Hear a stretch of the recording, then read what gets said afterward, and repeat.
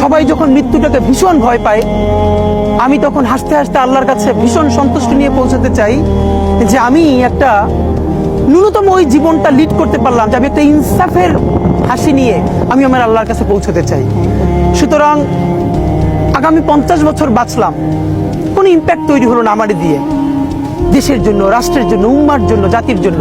কিন্তু আমি ধরেন 5 বছর বাঁচলাম, সেটার মধ্য দিয়ে যদি আগামী 50 বছরের ইম্প্যাক্ট তৈরি হয়, তাহলে অনেকদিন বেঁচে থাকায় কি সাফল্যের বলেন?